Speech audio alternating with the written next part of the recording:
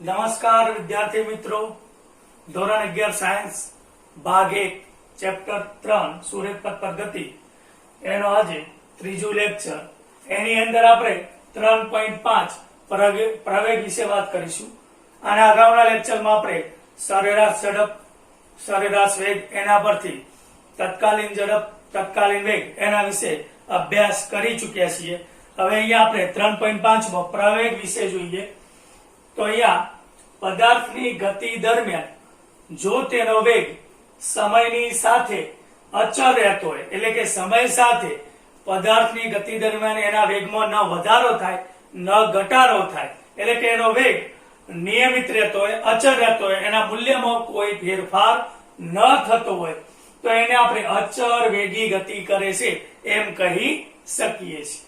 પરંતુ જો એનો વેગ સમય સાથે બદલાતો હોય તો આપેલ પદાર્થ કે કણ એ પ્રવેગી ગતિ કરે છે એમ કહી શકાય. એટલે આમ વેગમાં થતા ફેરફારના સમય દરને આપણે એ પદાર્થના પ્રવેગ તરીકે ઓળખીએ છીએ. વેગમાં થતા ફેરફારના સમય દરને, સમય સાથે જો એના વેગમાં ફેરફાર થતો હોય તો એને આપણે પ્રવેગ કહીએ છીએ.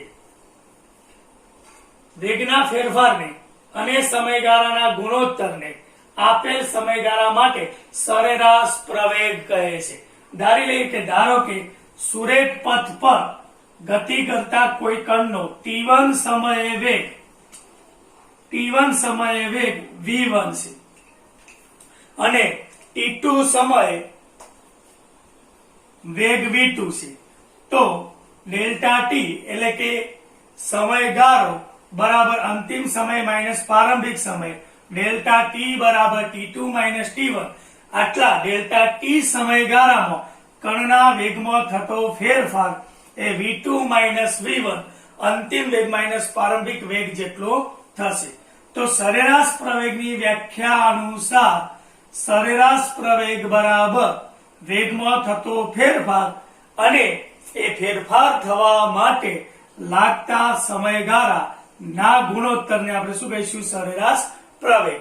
સંકેતમાં આપણે એને દર્શાવીએ તો a બાર અથવા આ રીતે કૌંસમાં a તરીકે લખી શકીએ, ઇઝ ઇક્વલ ટુ વેગમાં થતો ફેરફાર v2 માઇનસ v1 ભાગ્યા સમયગાળો t2 minus t1 is equal to delta v by delta t લઈ શકીએ. અહીંયા આપણે ડેલ્ટા જે છે એ મોટો ફેરફાર હોય ત્યારે એનો ઉપયોગ કરીએ છીએ.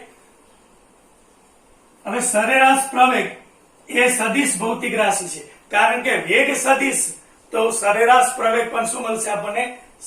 સદિશ ભૌતિક રાશિ મળશે. એની દિશા એ વેગના ફેરફાર એટલે કે ડેલ્ટા v ની દિશામાં હોય છે. જે દિશામાં વેગમાં ફેરફાર થશે એ જ દિશા આપણને પ્રવેગ ની મળશે. એનો SI એકમ મીટર પ્રતિ સેકન્ડ સ્ક્વેર એટલે મીટર સેકન્ડ માઇનસ 2 ઘાત થશે. કારણ કે આના પરથી જ આપણે મેળવી શકીએ કે વેગનો એકમ મીટર પ્રતિ સેકન્ડ અને સમયનો એકમ સેકન્ડ.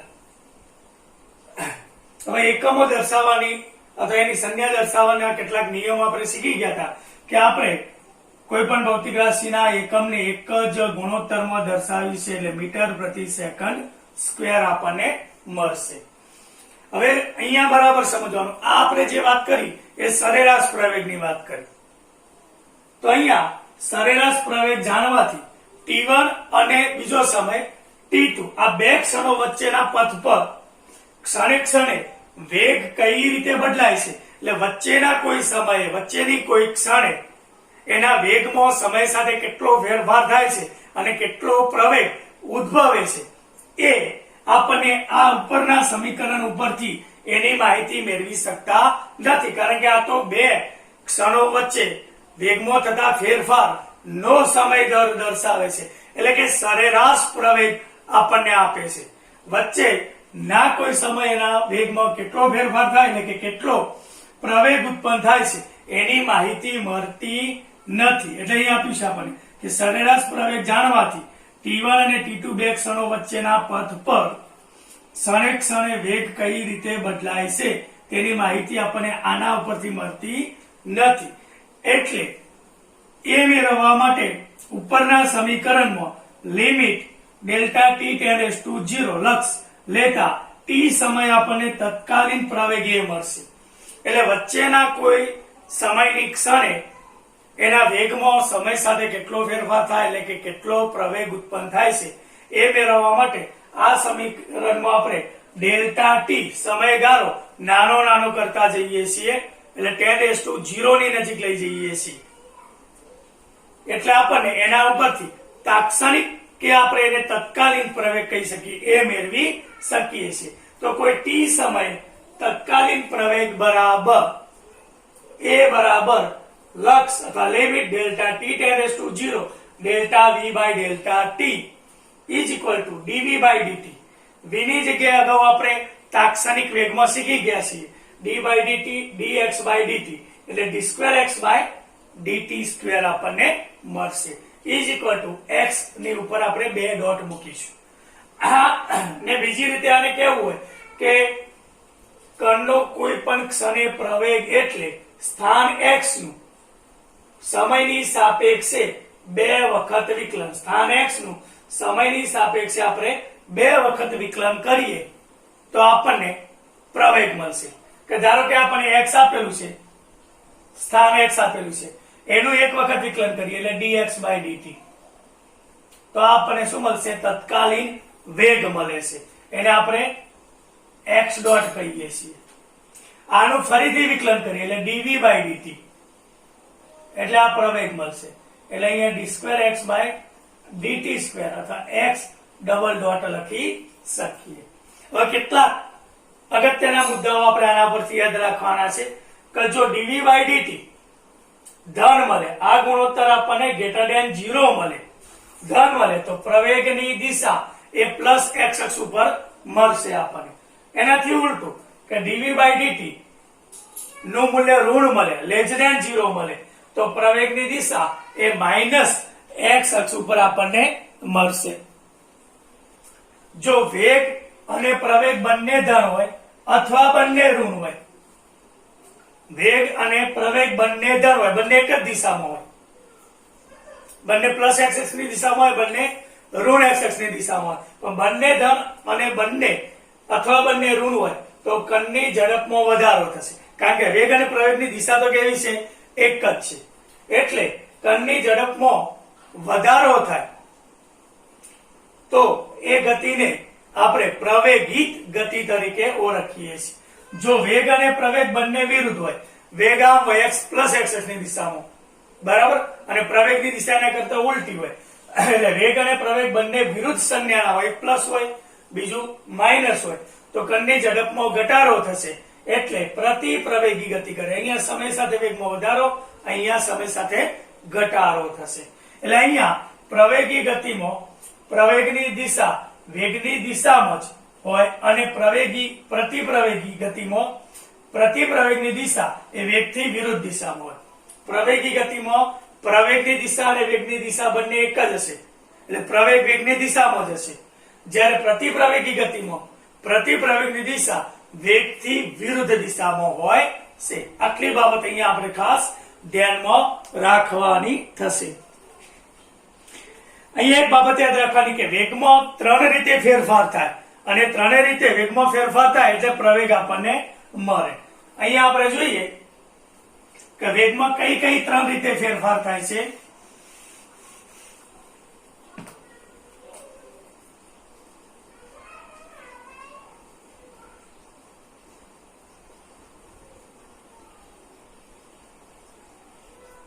વેગમાં ત્રણ રીતે ફેરફાર થાય. એક, વેગના માત્ર પદાર્થના વેગના માત્ર મૂલ્યમાં ફેરફાર થાય.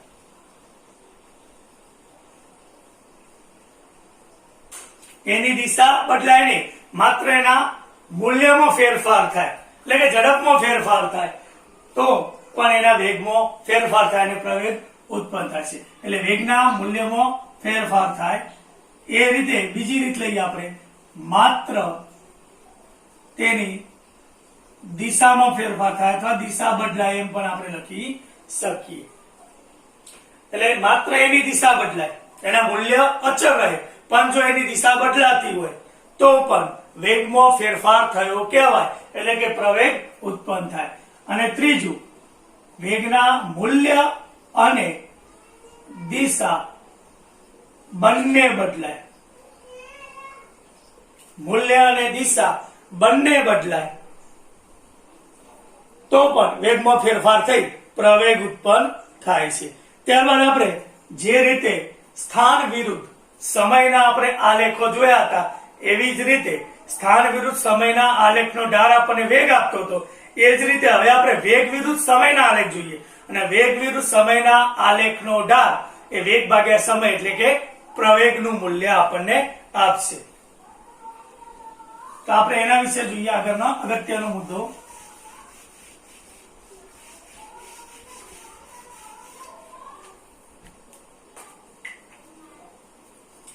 અહીંયા આપણે નિયમિત પ્રવેગી ગતિ માટે વેગ વિરુદ્ધ ટી ના આલેખ જોઈએ. વેગ વિરુદ્ધ સમયના આલેખ આપણે જોઈએ. તો અગાઉ જોયું હતું એ પ્રમાણે કે પ્રવેગી ગતિ માટે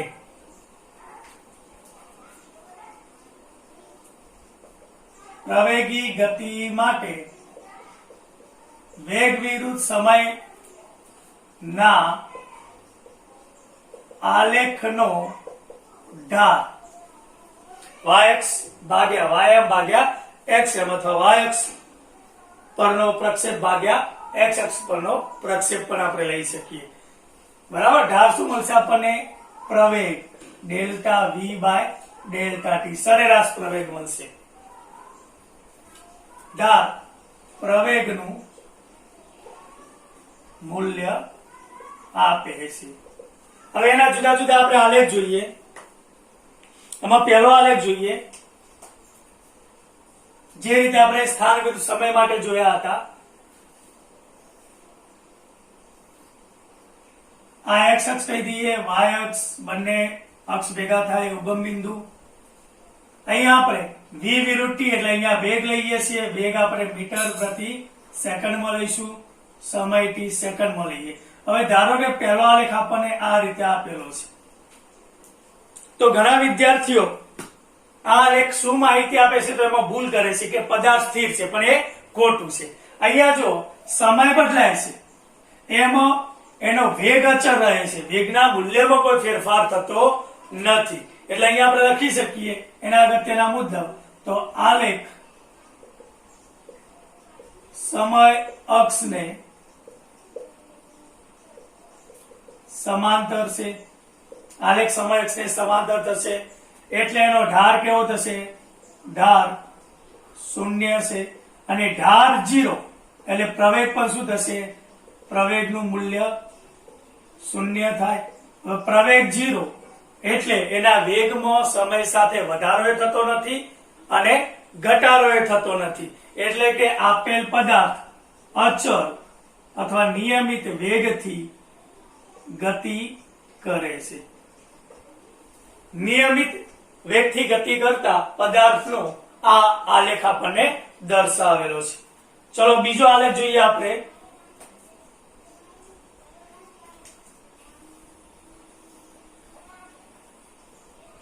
x અક્ષ, y અક્ષ, ઉગમ બિંદુ, સમય t સેકન્ડમાં, વેગ v આપણે મીટર પ્રતિ સેકન્ડ લઈએ. અને આ આલેખ આપણે આ રીતે દર્શાવીએ કે શરૂઆતનો વેગ એનો v0 છે. આ રીતે સમય સાથે એના વેગમાં વધારો થાય છે. આલેખ આપણને સુરેખ છે એટલે આપણે આના પરથી જ ખ્યાલ આવી જશે કે અહીંયા જે પદાર્થની ગતિ છે એમાં સમય સાથે અથવા વેગમાં સમય સાથે વધારો થાય છે, પણ સમાન સમયમાં વેગમાં થતો વધારો કેવો છે? સમાન છે. એટલે અહીંયા અચળ પ્રવેગી ગતિ કરે છે એમ આપણે કહી શકીએ. તો આના અગત્યના મુદ્દા લખવા હોય આપણે તો આ રીતે લખી શકીએ. આ એનો શરૂઆતનો વેગ છે. કોઈ પણ બે બિંદુ વચ્ચેનો આપણે અહીંયા આ રીતના ઢાળ મેળવીએ. ઢાળ a b c, આ ખૂણો θ લઈએ તો આ ડેલ્ટા v મળશે અને અહીંયા આપણને ડેલ્ટા t મળશે. એટલે એ આપણને delta v by delta t એનો ઢાળ દર્શાવે છે. તો અહીંયા લખી શકીએ આપણે કે આલેખ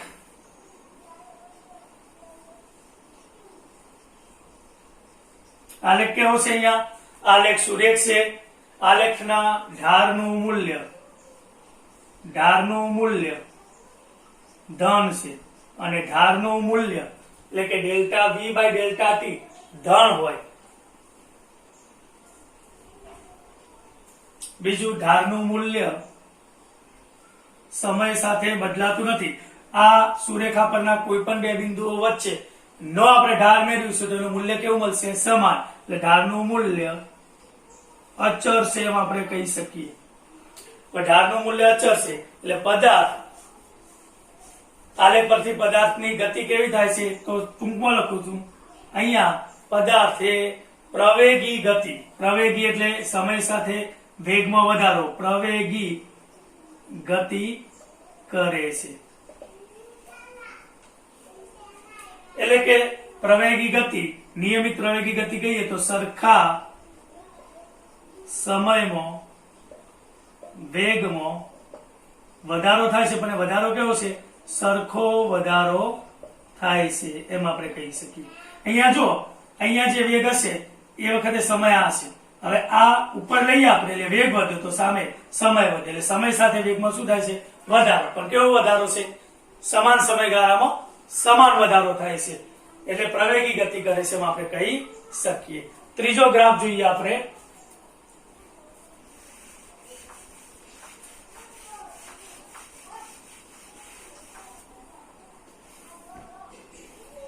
ત્રીજો આલેખ જોઈએ એના કરતા ઉલટો.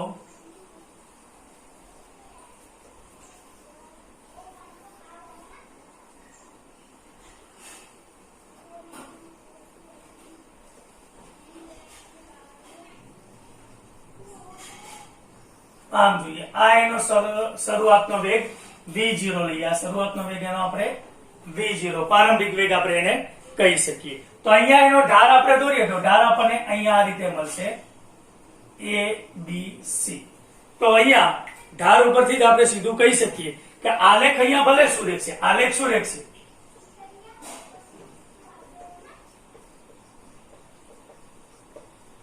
અહીંયા આલેખ આપણને સુરેખ મળે છે, પરંતુ ઢાળનું મૂલ્ય કોઈ પણ બે બિંદુ વચ્ચે, અહીંયા પણ ઢાળનું મૂલ્ય કોઈ પણ બે બિંદુ વચ્ચે લઈએ તો ઢાળનું મૂલ્ય કેવું મળશે? કોઈ પણ બે બિંદુ વચ્ચે અચળ છે. ઢાળનું મૂલ્ય અચળ મળે છે, પણ ઢાળ કેવો મળે છે અહીંયા આપણને? કે ઢાળ ઋણ છે. અને બીજું આપણે અહીંયા જોઈએ કે અહીંયા ધારો કે વેગ ઉપર જઈએ વેગ વધે, આ વેગ વધુ છે સમય, આ સમય વેગ આપણને આ મળે છે વધુ. હવે સમય વધે છે, અહીંયા આપણે લઈએ તો અહીંયા જો સમય વધ્યો એની સાથે વેગ ઘટે, સમય સાથે વેગમાં ઘટાડો થાય, પણ આ ઘટાડો કેવો છે? સમાન સમયગાળામાં સમાન છે. એટલે આપણે કહી શકીએ કે પદાર્થ અહીંયા સમય સાથે વેગમાં ઘટાડો થાય એટલે પ્રતિપ્રવેગી, નિયમિત પ્રતિપ્રવેગી ગતિ કરે છે. એટલે કે અહીંયા સરખા સમયમાં વેગમાં, સરખા સમયમાં વેગમાં સરખો ઘટાડો થાય છે એમ આપણે લઈ શકીએ. આગળ જોઈએ 4 નંબરનો આલેખ. આલેખો સમજો વિદ્યાર્થી મિત્રો ખૂબ જ ઉપયોગી છે. એની અંદર આ રીતના આપણે આલેખ દોરીએ. આ y અક્ષ, આ x અક્ષ એટલે સમય અહીંયા લઈએ છીએ, અહીંયા આપણે વેગ લઈએ છીએ, એમાં અહીંયા નીચે શરૂઆતનો વેગ આપણે આ રીતે, બરાબર, ઋણ, આ પ્લસ y દિશા છે તો અહીંયા ઋણ y દિશા આપણને મળશે એટલે માઇનસ v0 શરૂઆતનો વેગ આપણે દર્શાવીએ. તો આ લેખ આપણને દર્શાવે છે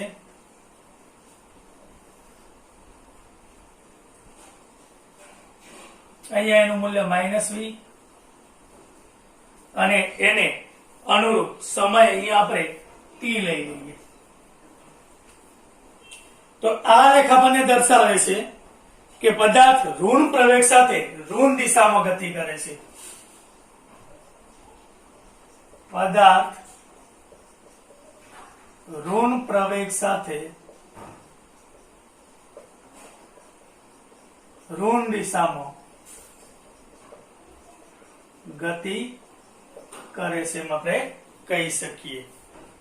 એટલે એ ઋણ x અક્ષ દિશામાં વધતી ઝડપ દર્શાવે છે. આપણને આ -x અક્ષ ની દિશામાં વધતી ઝડપ દર્શાવે છે. એની ઝડપ વધે છે પણ કઈ દિશામાં? ઋણ x અક્ષની દિશામાં વધે છે. ત્યારબાદ પાંચમો આપણે ગ્રાફ જોઈએ.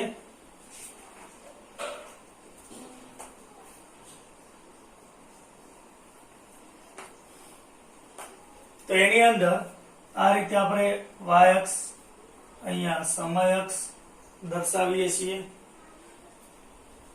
પદાર્થ ગતિ કરીને અહીંથી આ રીતે આવે છે.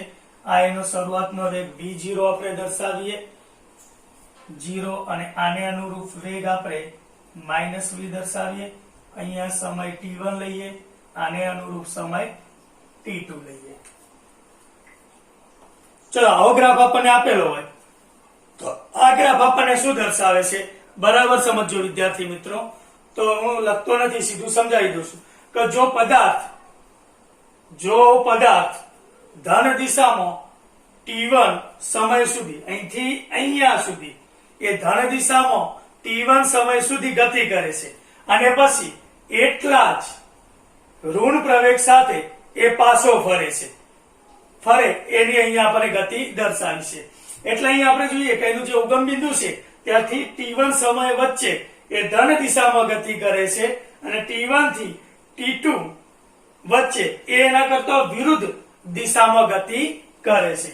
અહીંથી અહીંયા સુધી ધન દિશામાં ગતિ કરે છે અને t1 થી t2 સમય સુધી એ એના કરતા વિરુદ્ધ દિશામાં ગતિ કરે છે એમ આપણે કહી શકીએ. તો આ ગ્રાફમાં આપણે આ લખી શકીએ. હજુ એક ગ્રાફ છે એ આપણે જોઈ લઈએ. વિદ્યાર્થી મિત્રો અગત્યના મુદ્દા છે ગ્રાફના, તો તમારે નોંધવા તો નોંધી દો. પછી અહીંયા આપણે હજુ એના આગળનો 6 નંબરનો ગ્રાફ જોઈએ. આ લખી નાખજો.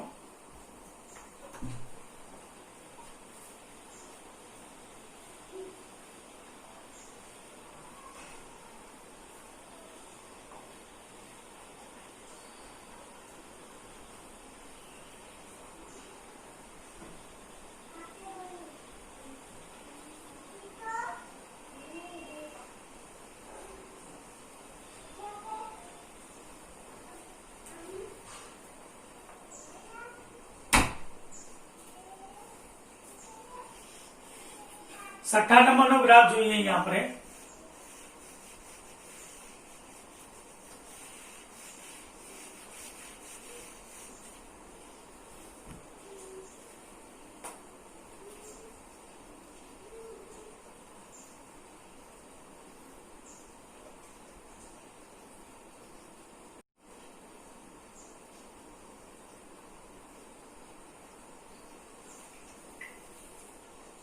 કે આપણને કોઈ આવો ગ્રાફમાં વક્ર આપેલો હોય, આ વક્ર આપણને આપેલો છે.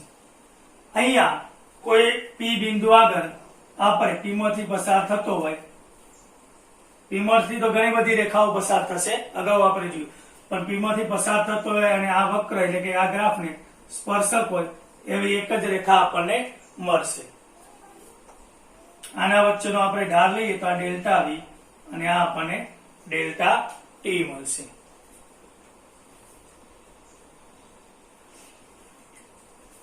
અને અહીંયા લંબા દે તો અહીંયા આપણને ખૂણો કઈક થીટા મળશે, આ ખૂણો થીટા થશે. તો અહીંયા આના અગત્યના મુદ્દા લઈએ તો અહીંયા આપણે આના ઉપરથી જ જોઈએ છે કે સમય સાથે આપેલ પદાર્થનો વેગ એ સતત બદલાય છે અને આલેખના જુદા જુદા સમયગાળા પર ઢાળનું મૂલ્ય, કારણ કે ગ્રાફ કેવો આપ્યો છે વક્ર, એટલે ઢાળનું મૂલ્ય એ પણ જુદું જુદું હોવાથી એનો સરેરાશ પ્રવેગ પણ જુદો જુદો મળશે. બરાબર, અહીંયા વેગ સતત બદલાય છે, આલેખના જુદા જુદા સમયગાળા પર ઢાળ લેવામાં આવે તો એ ઢાળનું મૂલ્ય જુદું જુદું મળશે, એટલે કે એનો સરેરાશ પ્રવેગ પણ એ દરેક બે બિંદુઓ વચ્ચે જુદો જુદો મળે. એટલે અહીંયા આપણે સીધું કહી શકીએ કે આ પદાર્થની ગતિ એ અનિયમિત પ્રવેગી ગતિ દર્શાવે છે. કેવી ગતિ દર્શાવશે? અનિયમિત પ્રવેગી ગતિ દર્શાવે છે. હવે આલેખમાં આપણે કોઈ બિંદુ આકૃતિમાં આપણને આપેલું છે પી આગળનો પ્રવેગ એ બિંદુ આગળ આ જે વક્ર આપણને આપેલો છે એ વક્રને દોરેલ સ્પર્શકના ઢાળ બરાબર હશે. એટલે અહીંયા દરેક જગ્યાએ ઢાળ જુદો જુદો છે. જો અહીંયા આપણે કોઈ બિંદુ લઈએ ક્યુ તો અહીંયા સ્પર્શક દોરીએ એનો,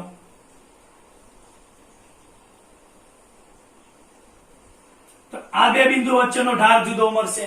તો આપણને અહીંયા આ બિંદુએ દોરેલો સ્પર્શકનો ઢાળ એ બિંદુ આગળ પ્રવેગનું મૂલ્ય આપશે. અહીંયા દરેક જગ્યાએ પ્રવેગ જુદો જુદો છે એટલે તો આપણે એને અનિયમિત પ્રવેગ ગતિ તરીકે ઓળખીએ છીએ.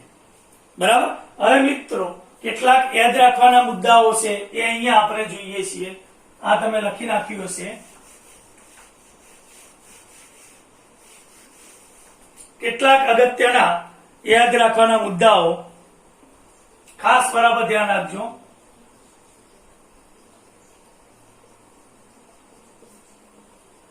યાદ રાખો. એનો પહેલો મુદ્દો અહીંયા આપણે જોઈએ. હું મુદ્દા સાથે સાથે લખું છું અને તમને સમજાવું છું. પહેલો મુદ્દો અહીંયા આપણે જોઈએ કે કોઈ પણ ગતિમાન પદાર્થના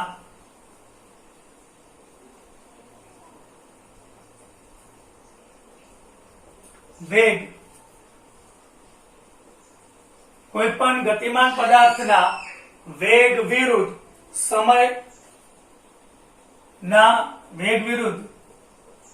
સમયના આલેખ પરથી કોઈ પણ સમયગાળામાં, સાથે સાથે તમે આ મુદ્દા તમારી નોટબુકમાં લખતા રહેજો. કોઈ પણ ગતિમાન પદાર્થના વેગ વિરુદ્ધ સમયના આલેખ પરથી કોઈ પણ સમયગાળામાં આપેલ પદાર્થે કે કણે અથવા પદાર્થ પણ લઈ શકીએ આપણે, પદાર્થે કરેલું સ્થાનાંતર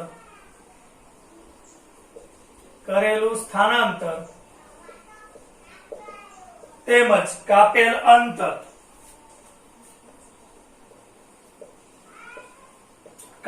અંતર મેળવી શકાય છે.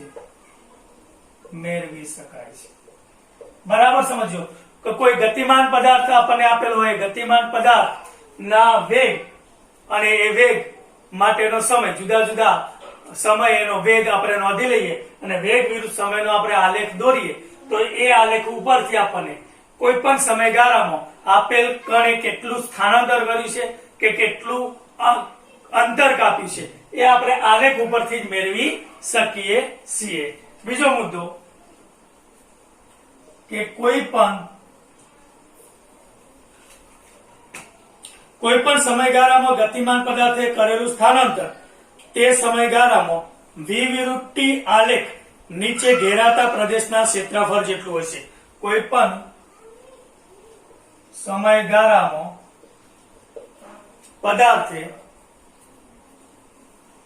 ગતિમાન પદાર્થે કરેલું સ્થાનાંતર, કોઈ પણ સમયગાળામાં ગતિમાન પદાર્થે કરેલું સ્થાનાંતર તે સમયગાળા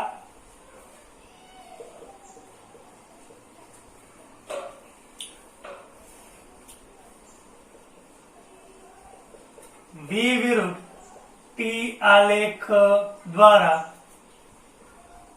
તે સમયગાળામાં વી વિરુદ્ધ ટી આલેખ દ્વારા અથવા આલેખ નીચે દ્વારા ઘેરાતા પ્રદેશના ક્ષેત્રફળ જેટલું હોય છે.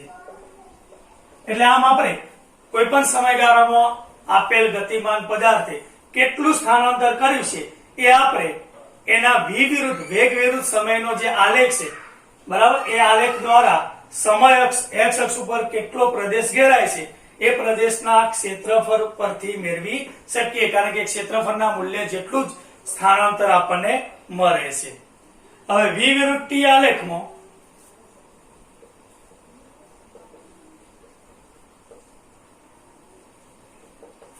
એક્સ અક્ષની ઉપર ઘેરાતું ક્ષેત્રફળ સ્થાનાંતર માટે આપણે v વિરુદ્ધ t આલેખમાં x અક્ષની ઉપરના ભાગનું ક્ષેત્રફળ ધન અને x અક્ષની ઉપર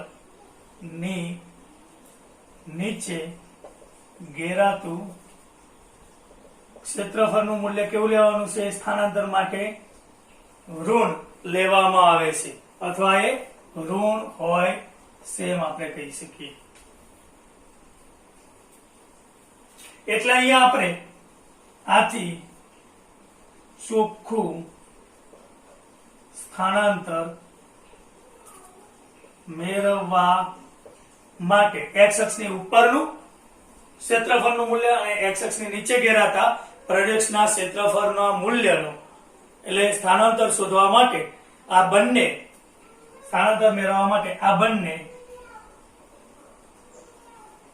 ક્ષેત્રફળોનો બાહ્યિક સરવાળો કરવામાં આવે છે એમ કહી શકીએ. બાહ્યિક સરવાળો લેવાનો છે એટલે x અક્ષની ઉપરનું ક્ષેત્રફળને આપણે ધન લેવાનું છે, નીચેનાને ઋણ લેવાનું છે. બંનેનો બાહ્યિક સંજ્ઞા સાથે સરવાળો કરવાનો અને એ આપણને એ સમયગાળા દરમિયાન એનું સ્થાનાંતર આપશે. પરંતુ અહીં આપણે ધ્યાન રાખવાનું છે એ સમયગાળા દરમિયાન પદાર્થે કાપેલ અંતર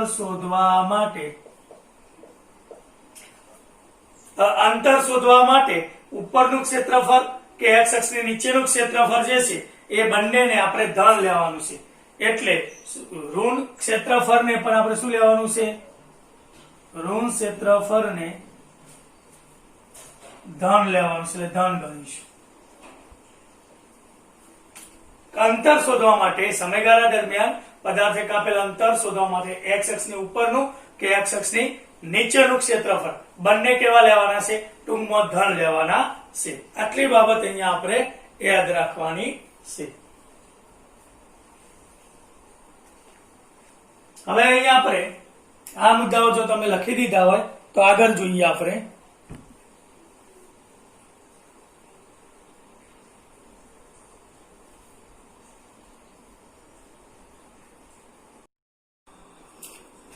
ત્યારબાદ વિદ્યાર્થી મિત્રો આપણે જોઈએ પ્રવેગી ગતિ માટે x વિરુદ્ધ t નો આલેખ. પ્રવેગી ગતિ માટે x વિરુદ્ધ t નો આલેખ અગત્યનો મુદ્દો છે, બરાબર ધ્યાન રાખજો. અહીંયા આપણને આકૃતિમાં x વિરુદ્ધ t નો એક આલેખ આપેલો છે. x અક્ષ ઉપર આપણે સમય લઈએ છીએ, y અક્ષ ઉપર x મીટરમાં સમય સેકન્ડમાં લીધેલો છે. અહીંયા આપણને એક આલેખ આપેલો છે.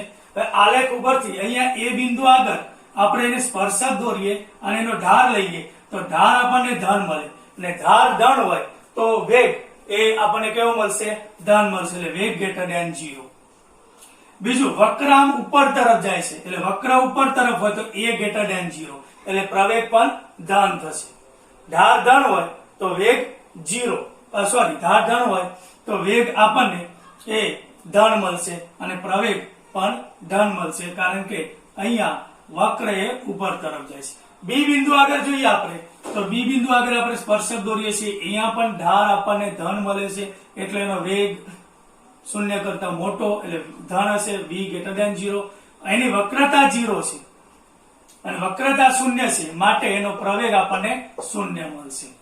એ જ રીતે અહીંયા આપણે જોઈએ કે અહીંયા ઢાળ સી બિંદુ આગળ ઢાળ શૂન્ય છે અને ઢાળ જે છે એ આપણને વેગનું નિદર્શન કરે છે અને એની જે વક્રતા છે એ પ્રવેગનું નિદર્શન કરે છે. એટલે ઢાળ શૂન્ય છે એટલે વેગ એનો 0 મળશે અને વક્રાંક નીચે તરફ આપેલો છે એટલે પ્રવેગ 0 કરતા નાનો એટલે ઋણ મળશે. ડી બિંદુ આગળ આપણે સ્પર્શક દોરીએ તો એનો ઢાળ જે છે આપણને એ ઢાળ ડાબી બાજુ એટલે ઋણ મળશે અને ઢાળ ઋણ મળશે એટલે v લેસ ધેન 0.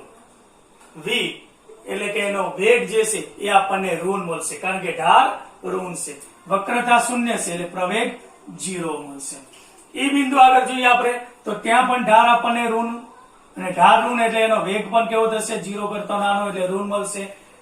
વક્ર જે છે ઉપર તરફ જાય છે, વક્રામ ઉપર તરફ હોય એટલે વક્ર ઉપર તરફ હોય તો એ ગ્રેટર ધેન 0 એટલે પ્રવેગ ધન મળશે. તો આ મુદ્દાઓ એના પરથી આપણે યાદ રાખવાના છે કે સ્થાન x નું સમય t ની સાપેક્ષે દ્વિતીય વિકલન, એકવાર વિકલન કરીએ એટલે વેગ મળે, બીજી વાર વિકલન કરીએ એટલે આપણને પ્રવેગ મળશે. એટલે સ્થાનનું સમયની સાપેક્ષે 2 વખત વિકલન એટલે પ્રવેગ. કોઈ પણ વિધેયનું દ્વિતીય વિકલન એ વિધેયના આલેખની વક્રતા સાથે સીધો સંબંધ ધરાવે છે. કોઈ પણ વિધેયનું દ્વિતીય વિકલન તે વિધેયના આલેખની વક્રતા સાથે સીધો સંબંધ છે અથવા સીધો સંબંધ ધરાવે છે એમ પણ આપણે લખી શકીએ છીએ.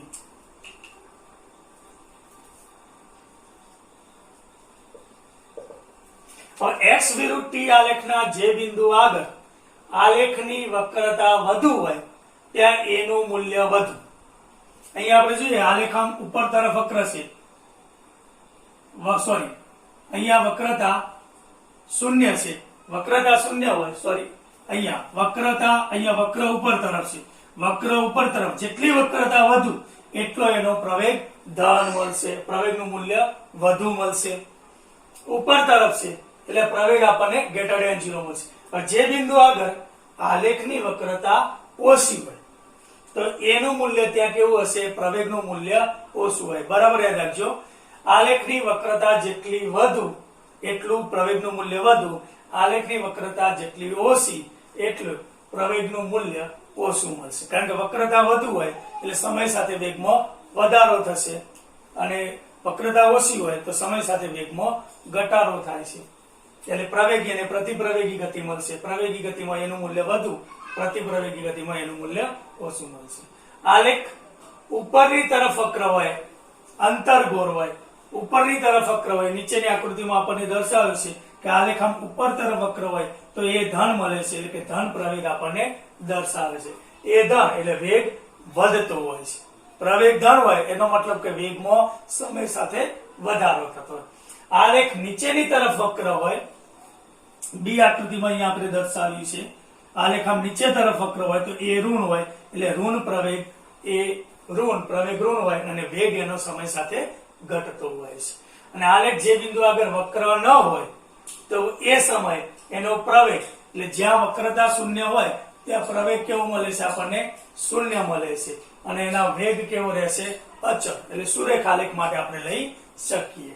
અને t બરાબર 0 સમય પદાર્થનો વેગ v0 અને t સમય વેગ v હોય તો સરેરાશ પ્રવેગ v v0 ભાગ્યા t 0 એટલે v બરાબર v0 પ્લસ at આપણને મળશે. અહીંયા સુરેખ આલેખ આપેલો છે એટલે આલેખ વક્ર ન હોય તો એ સમયે પ્રવેગ કેવો થશે? શૂન્ય. અને પ્રવેગ શૂન્ય હોય, શૂન્ય પ્રવેગ વાળી ગતિ એટલે એનો વેગ કેવો હશે? અચળ હોય છે. અહીંયા વેગ કેવો મળશે? આપણને અચળ મળશે. એટલે આમ આલેખ ઉપરથી પણ આપણે આ સમજી શકીએ છીએ. તો આ લેક્ચરમાં આપણે અહીંયા સુધી રાખીએ છીએ. નેક્સ્ટ લેક્ચરમાં એનાથી આગળનો મુદ્દાઓનો અભ્યાસ કરીશું. નમસ્તે વિદ્યાર્થી મિત્રો, થેન્ક યુ. આ મુદ્દાઓ તમને પરીક્ષા માટે અગત્યના છે એટલે નોટબુકમાં નોંધી લેજો, વાંચવા માટે કામ આવશે.